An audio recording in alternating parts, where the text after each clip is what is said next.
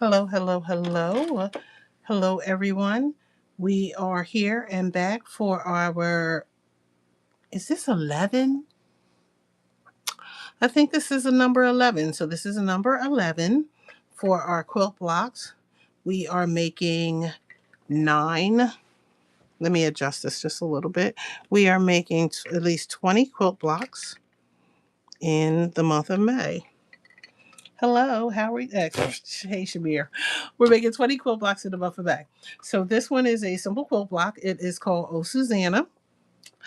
And we are going to make this and it's going to be quick. So what I have here, and I'm going to adjust. I hate when I can't get a good angle. Let me adjust that just a little bit. I think that's a better angle. So we're working with the angles because somebody said that they couldn't see. And I was like, I want to make sure I get the angles right. Okay, so this is Oh Susannah. I am using my fabric that I had from a previous quilt, and I had a lot of it left over, and I was like, why not make a sampler quilt? And the great thing about a sampler quilt is that you get to practice a lot of different quilt blocks that maybe you wouldn't normally make because they don't necessarily go with the quilts that you're making. It gives you a chance to make them, to look at them and see, would I like that as a quilt? Would I like that as one of a couple blocks in a quilt? It also gives you an opportunity to practice different techniques. So we could do some that are foundation paper piecing. We could do some that are applique, that are really easy blocks. We could do intermediate blocks, harder blocks. So it just gives us a variety of blocks to work on. So a lot of places, a lot of quilt guilds, stores, shops will do samplers just so that folks get an opportunity to play around with them, and then we find different ways to quilt them. So we to put them together, I should say. So we can put them together so that they are side by side. We can put them together so that they are on point.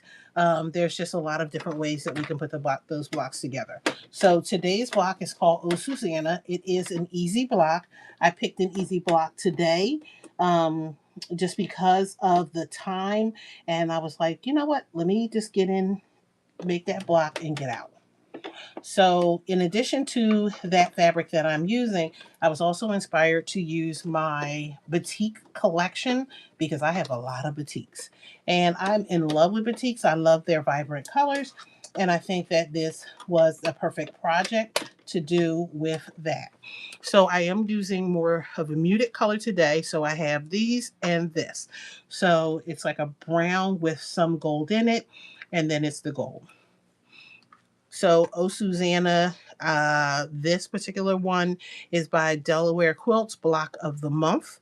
It is a free pattern. I will link that description. I will put the link in the description box. So I will add that. So for this, you are cutting 3.5-inch strips. So we need 4 of these 3.5-inch squares. And then we have a 3.5-inch strip by 15.5. The colors, we have 2 colors. So again, 3.5 by 15 for the yellow. And we have 3.5 by 6.5 for this brownish goldish color. Okay. So the first thing that we are going to do is sew.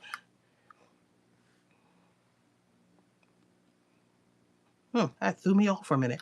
We're going to sew the 2 strips together, and then we are going to subcut them into 3.5-inch sets. So typically for some of the patterns, what they will do is tell you to make the squares and sew the squares together. This keeps us from cutting out individual squares first and then sewing them together individually. So we can just make one long sewing line and then just subcut them. When you do it this way, however, what happens is when you subcut, you're cutting very close to the fabric. So you have to be gentle with your fabric because you can pull those seams apart.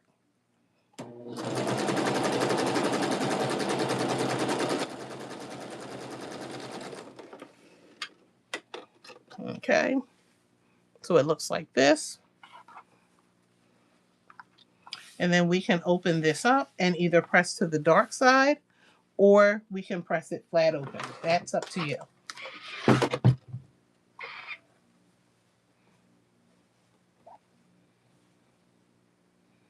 Thank you for the likes. Thank you for those of you that came over to join me from YouTube. From TikTok. Like I said, this is an easy block. I should not be here all day for this block.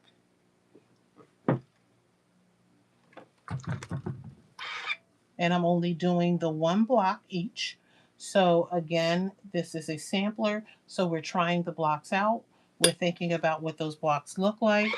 In some cases, I can time the block out.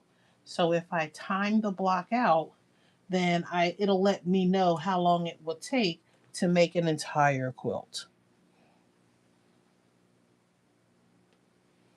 So if it takes me an hour to do each block, yeah, I may make a decision on whether I want to make that as a quilt or not.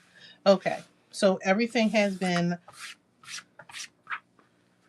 pressed. I press the seams open. I get my ruler out, and I need 3.5-inch subcuts.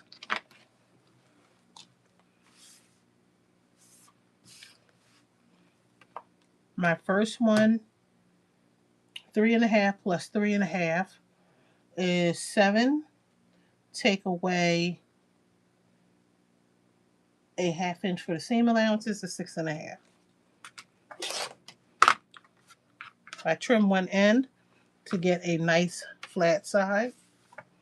And then I can turn these sideways, and I need 4. So these should be 3.5 by 6.5. Measure twice, cut once.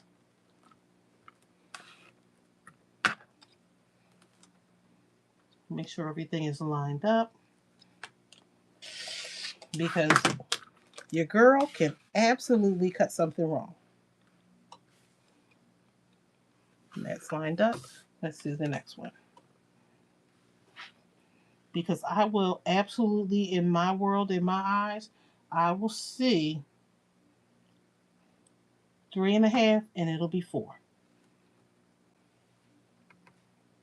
So you take the time, line it up, and subcut.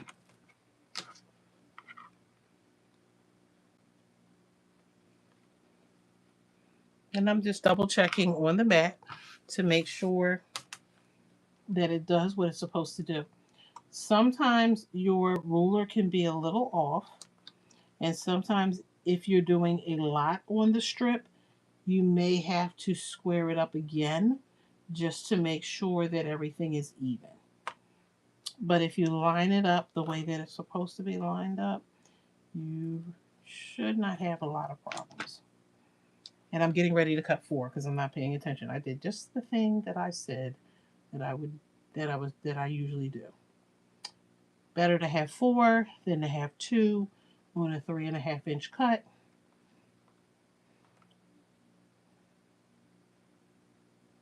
Why does that look crooked for some reason? So I cut that straight because it looked crooked. And it just may be the fabric. So I cut it a little wider than 3.5. And then I'm going back just to trim it up. Or trim it down. And we'll do the last one. Get ready to do the same thing. And we'll get this one.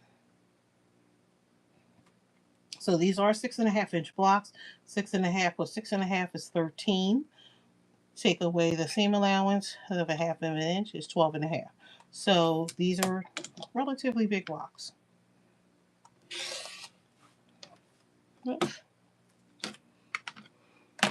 Okay, we have this left over. So these are our 4 units that we have.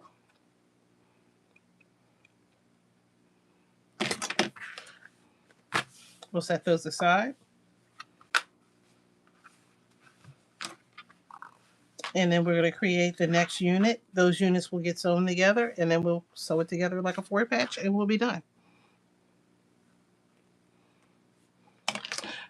And I just need to double check. Okay. Make sure I'm not crazy. I have a tendency that for certain blocks, I will fold these in half. I could take a pencil and draw a line from corner to corner on the diagonal, or I could just press. And I'm only pressing because, okay, I see the pen. But I can get a fold like this.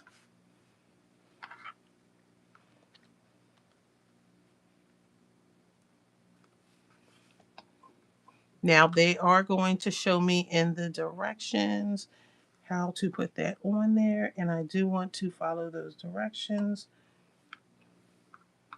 because if I do it the wrong way, I might get the wrong result. So that's one.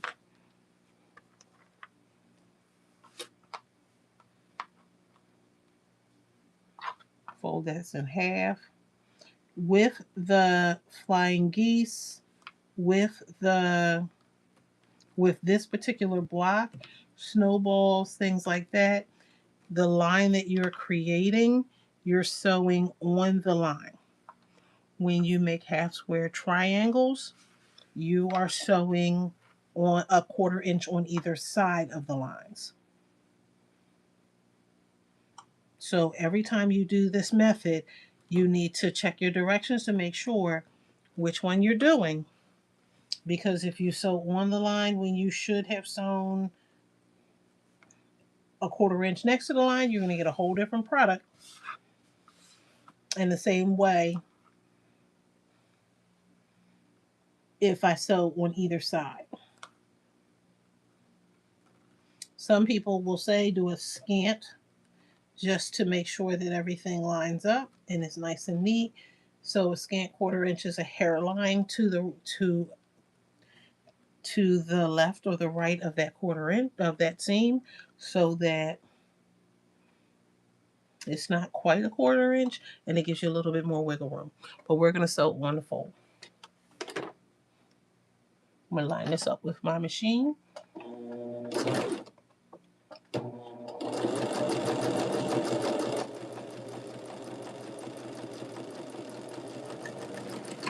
And right on the fold.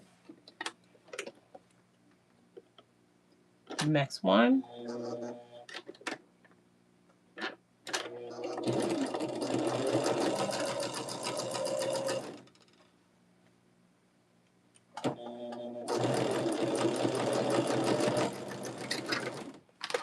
So we have 4 of these.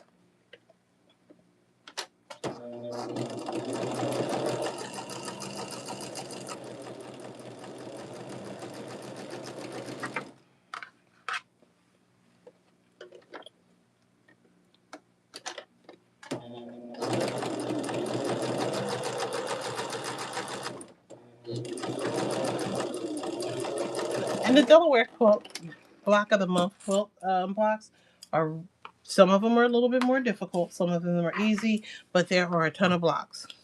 And they also give you a ton of suggestions for what you could make with the blocks. Okay, so that's going to look like that. So we can take that, press that open. You can press to the dark side.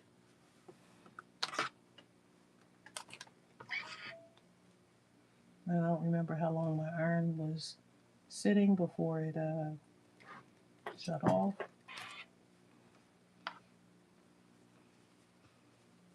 This part here, I can just cut that off.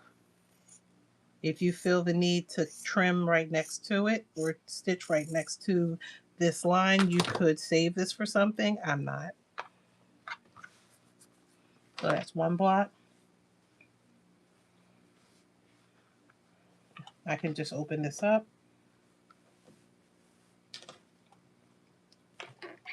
You don't want to do a whole lot of mushing because you will distort the block.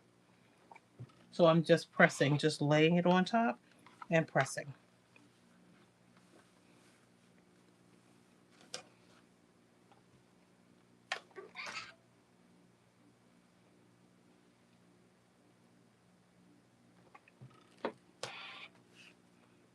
And I'll cut the rest of these in a minute. This one I already cut. And then once we cut that excess off, all we need to do is put our units together. All the units will look the same. And then we will twist them to create the final block.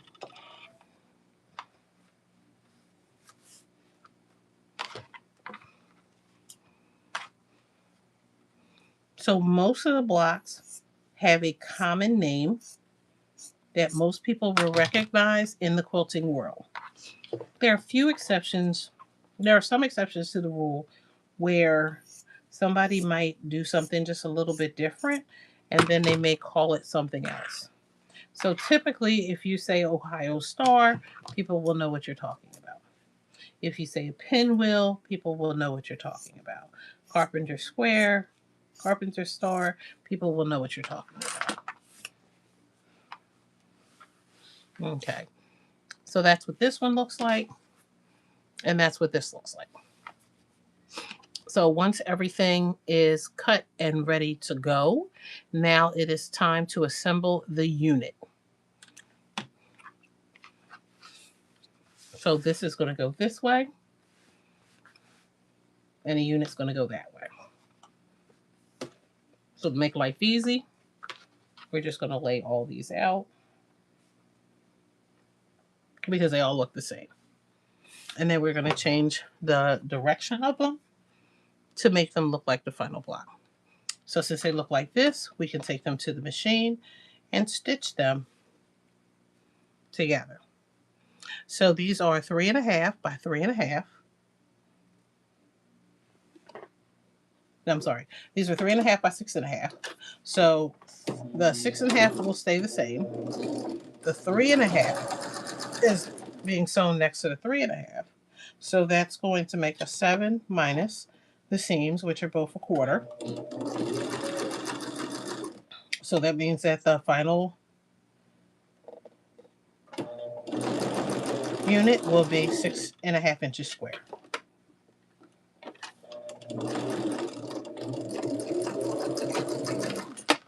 Okay, and we'll do the next one. So the great thing about this is that you can create all of the smaller units and then make the bigger units all at one time.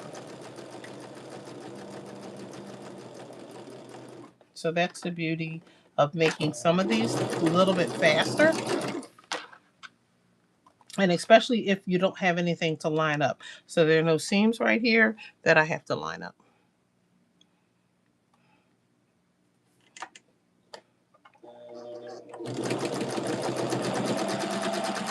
Oh.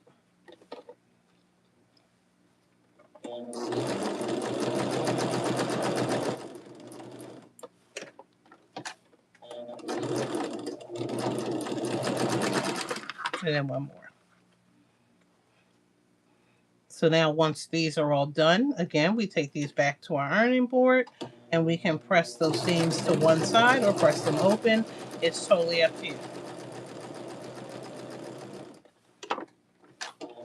Sometimes the patterns will tell you how.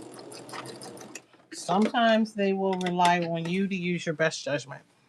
They are all chain pieced together. I will just clip the threads in between.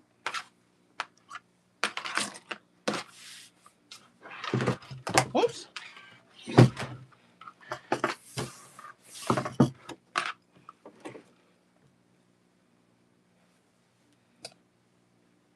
I did twist this right here. You can see it. If that bothers me, I can either close it or I can rip it out or I can leave it as is. That's totally up to you. Twisting the The twisting them work. Twisting the seam sometimes happens, and that's what happens sometimes when it hits this part of the plate if it's not flush, or if you're not paying attention to which way it's going. It's not the end of the world. So that's one unit.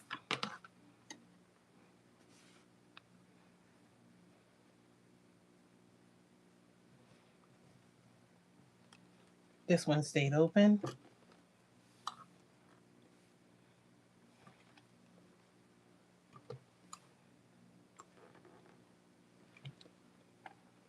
Two units.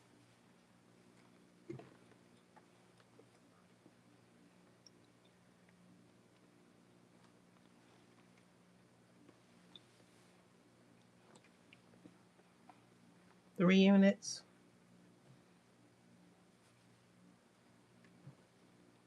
I did twist that one too. At least I twisted two.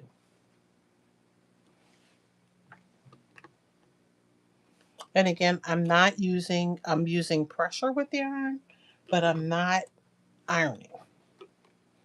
So this is ironing, and it will kind of like it will push out, like you're trying to get the wrinkles out, and so you're distorting the threads the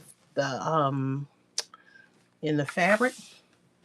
And so what you're trying to do is not do that as much when you're doing this, because it'll also take the shape and it'll throw it off a little bit. This is a 6.5-inch ruler. And I can use this as my guide just to make sure that my edges are all nice and even. And if it's a little off, I can just trim that little bit off.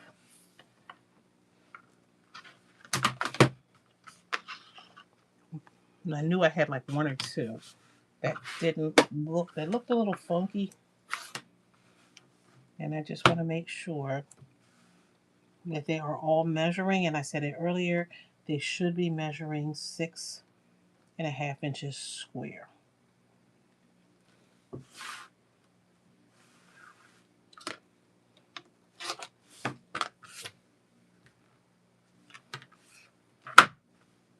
Okay. That didn't, it looked off and I didn't know why, but that's because I didn't press that seam flat.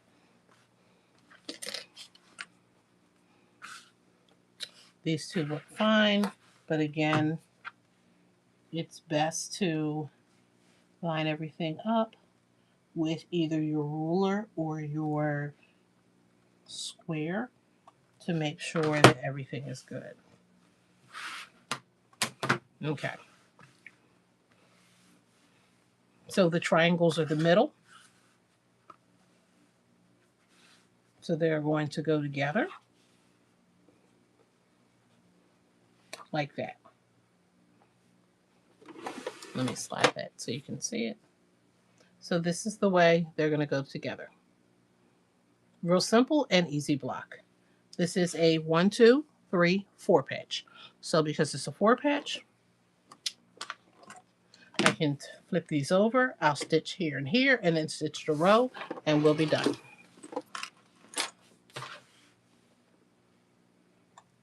Now, there is a center seam.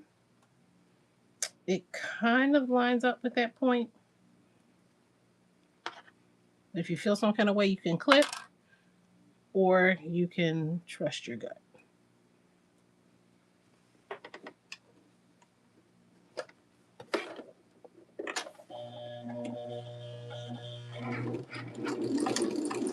I'm going to do a little bit of a back stitch.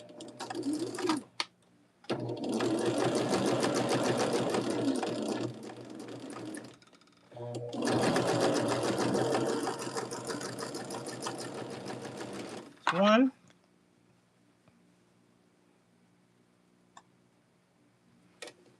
That's two.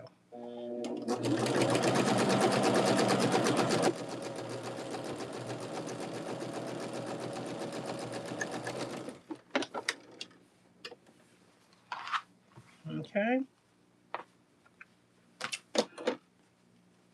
Trust my gut. Gave me a point. Trust my gut. Gave me another point.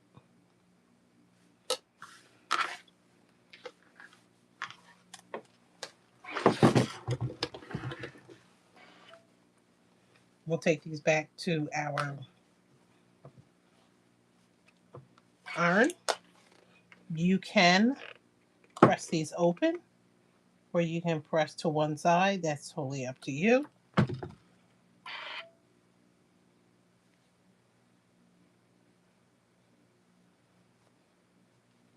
I tend to find that it's easier for me to press it flat first and then press it open.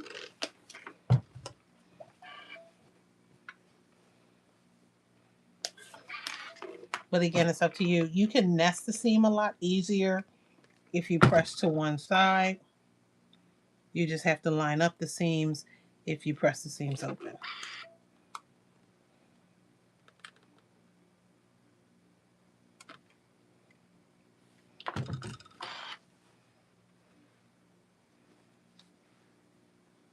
I'm going to make sure that that is nice and flat at the white part of the diamond.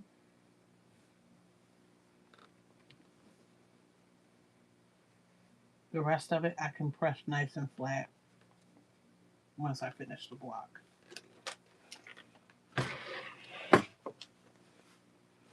Okay. So it currently looks like this. And then we will flip these over because this is a little bit longer. I will clip this time, lining up those seams, really taking my time to look to see that they're lined up, and clip. Again, I can clip here if I choose. I like to live on the wild side.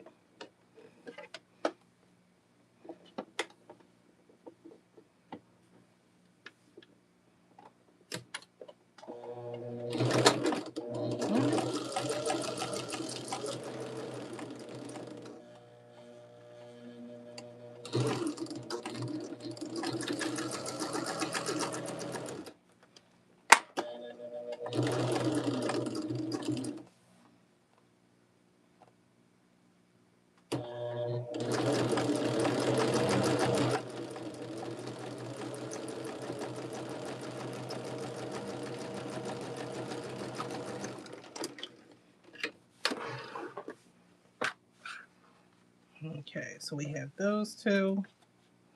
Point there, point there. They're just a little off for me, but that's okay. If they were really off,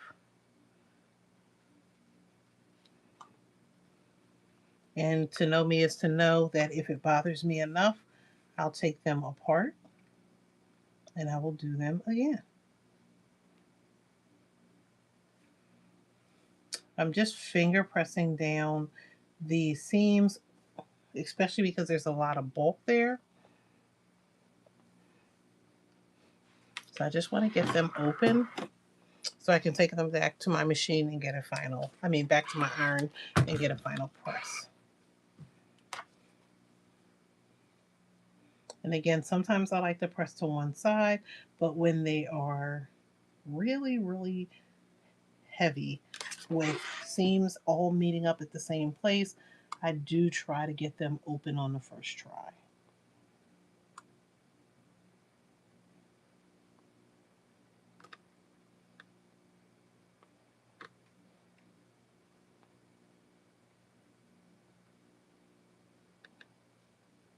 So again, just kind of pressing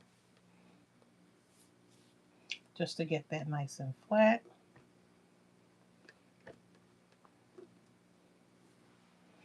But today was an easy block. It wasn't meant to be difficult, I should say tonight.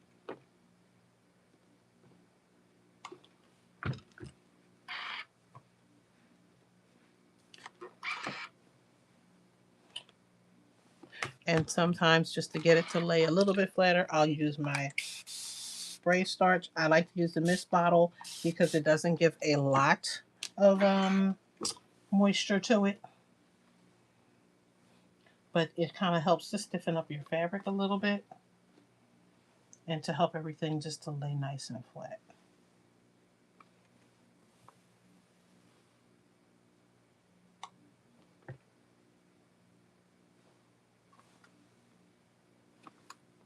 And I like the best press because then it gives me something nice to smell while I'm pressing them nice and flat.